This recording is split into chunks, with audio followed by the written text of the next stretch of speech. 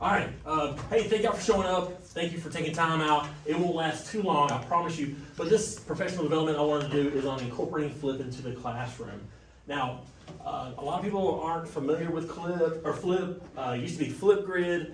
I think it's just a great way that we can incorporate technology into instruction, and the kids can have an interactive method of learning and growing, and also showing what they know in this process of, since everything's technologically driven right there.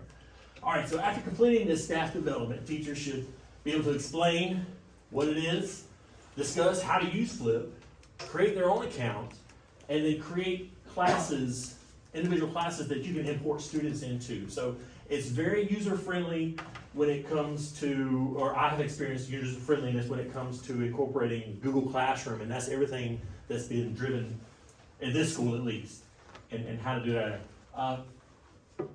First of all, I created this little website right here, and it goes through different, the syllabus, different modules, and I will put this up on my website, talking about the instructional goals. Again, re-emphasizing after this staff development right here. There is a syllabus. Give it a second to load up. It kind of goes through what I plan to do, the schedule, as well as a rubric when it comes to evaluating how y'all do and how y'all interact with it right there. All right, so the first module we're going to talk about the Flip program. What is it? Now we're not going to watch this whole YouTube video. I kind of have where I want to start at. Okay, so what is Flipgrid? Flipgrid is a social learning platform that allows educators to ask a question, so then the students record a response in a video format. Now, I'm sure 2 or 3 weeks from today, when you've been in the online environment for a while, you're going to get tired of reading all these writings from your students, right? So this is just a different way to get the kids to respond. They're also going to be learning some of the rules of social discussion, right? Which are really important and are more difficult to create within an online platform. And that's what it's all about, is getting the kids interactively involved. What can they do besides just straight writing? What can they do? What can they create? And usually when they create something, they usually sticks with them a little bit longer, and they use that creativity not only to show what they know, but also to apply what they know. And this is across all curriculums. I know we got some math people, science, social studies, ELA, even in our profession when it comes to ESOL, if we can include more than one domain when we get kids talking about activities, but also, getting them to create stuff. They use in different domains, different modalities, and that helps with the learning process. Now, the next module right here is a curation. I don't know if y'all are very familiar with what curation is. That'd be another professional development I'd be happy to do. I'm a big fan of Wakelet. So what Wakelet is, it's a place where you can, and you can share this with students. Again, it's very Google Classroom friendly. And you can go ahead and pre-select any kind of content, and you can place it there, and it's kind of like a one-stop shop for students to go to for information.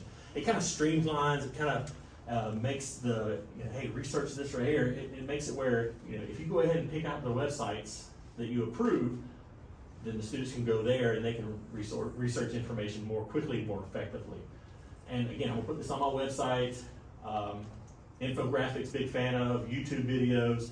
Now, not everything has a picture and all that stuff, but I got PDF files about what this right here. So hopefully everybody's signed onto their Google Chromebook, and we're going to take a second and we're going to practice implementing this kind of technology. All right, so I've gone to my Google site, and I didn't put in Flip.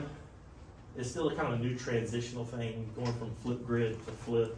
But if you type Flipgrid into the search bar, it'll pull up this first option right here. I'll give you a second, let you kind of catch up. I don't want to go too fast. Now, we're not going to sign up yet. We're not going to log in just yet. What we're going to do is we're going to join using a code. And I actually have the code up here. The circles are zeros, just in case. 0F1B 50F8. And you actually have a flip assignment. All right, I'm gonna log in. I actually have, a few weeks ago, did a flip right here, protecting online reputations.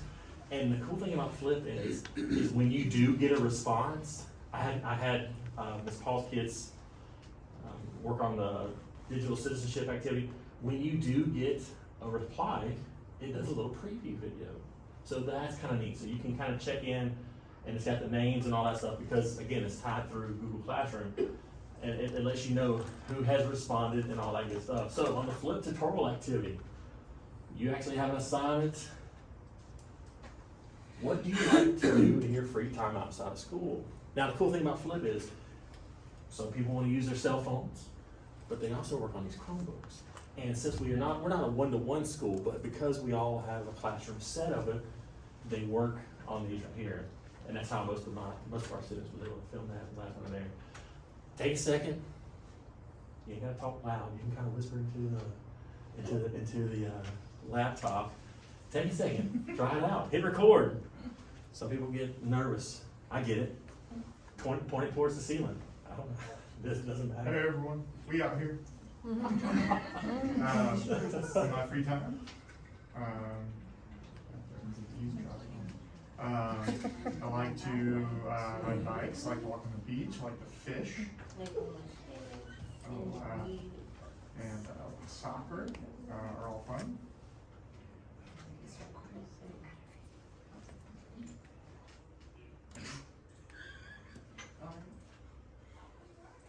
All right, so. Hey everyone, we up. My audio turned off and started recording. Now, and I'll also go through very briefly on how you can set up your groups, how to set up, questions and assign that to specific students. I'll actually show you one I did for my Google Classroom.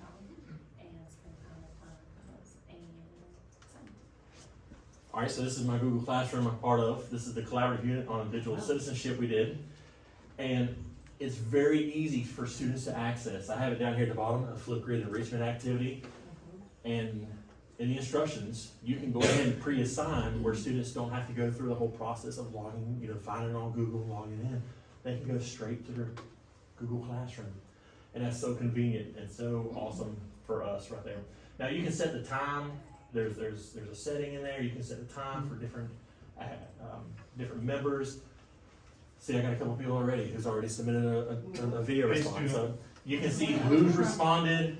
So it's just neat. It's a neat way to incorporate technology. And like I said, get kids more engrossed when it talks about. But I'm gonna post this curation of information. Sometimes people don't just like watching YouTube videos. They like reading about it. They like looking at infographics. This one right here is how can I, a great infographic on, how you can incorporate it in the different contexts, the different domains that we all teach. Whether it's science, music. So it's just neat. It's neat to do, and it's so handy, and I think it makes it where the kids are more actively involved and more engaged with it. So, module 3, we'll look at how to set up a teacher account. Okay, like I said, we're not gonna watch all these videos for very long. I just have short little clippets. So go ahead and press sign up over here. And you do have to sign up with Microsoft or with Google. Now, we would sign up with Google because we are a Google Classroom school pushing things So there. if you don't have a Microsoft or Google accounts, go ahead and sign up for one. You most likely have one, so choose the one you want here. Make sure you go through the entire sign up process here. So I do have to fill out this page to get to the next page. So I'll type out my info. And this is what educators or teachers see in the home page of Flipgrid once you go through the sign up process. All right, so that's how to create a teacher's account. What students will see. Alright.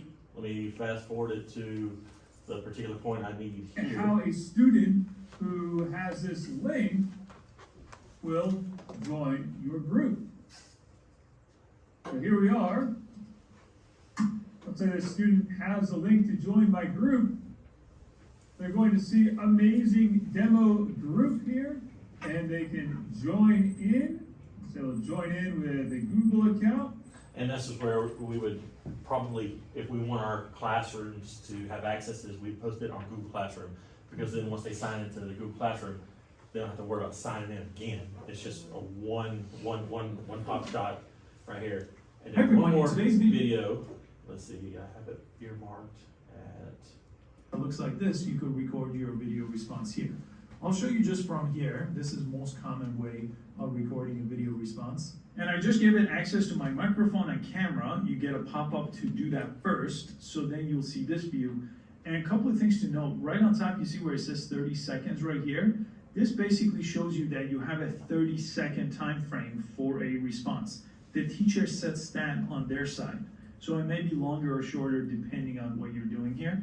and you know, with recent inventions such as Snapchat or TikTok, you know, there's different video links. So you can set it for 5. I think the longest I've seen set was 10. Not that you want to watch a 10-minute video on 30-something kids times 3 classes, but you know, 30 seconds, minute, maybe a minute and a half to 2 minutes, somewhere in that ballpark range right there, you're going to be more willing to watch an explanation or something, or for them to show what they know about a concept, as opposed to, you know, do I want to read that many papers, or do I want to read that many paragraphs, or however long the response is, whatever it is you're trying to do right there. So, I'm trying to look there and go back to the curation of information. I have suggestions on using Flipgrid. How does it work? It works just like Snapchat. I call it, it's basically an educational version of Snapchat. Kids are all about snapping one another, leaving people open. I don't know what all that means, but it's out there and it means something. Gotta be real. Being real, that's right, that's right. But the funny thing is, when we did this activity in our class a couple weeks ago, the kids were more, you know, usually on Snapchat, you know, kids are more brave and they're gonna be bold and out there. When we put them in front of the Chromebooks, or even some kids use their own phones to submit their responses, they get real quiet. So I don't know if it's, you know, are they not sure about what they're discussing, or is it, oh, I don't want to talk about that, I'm not talking about me, or something like that. I got some more YouTube videos on there, and I'm going to kind of wrap it up a little bit. There is one more piece. Again, this survey, I'm gonna post it up on my website. It's not a long survey, but it just talks about the different steps of this professional development, the ease of use. How do you think it's gonna improve your student engagement? I think that's what we all are trying to get. You know, we try to jock so hard for getting our students' attention. You know, maybe this way will help. Maybe this way we'll get more involvement, because we want our kids to take active roles in their education process at the end of the day. I think that creates better learning. All right. Do y'all have any questions for me? Hey, thank you very much. Thank you. Thank you. Thank you.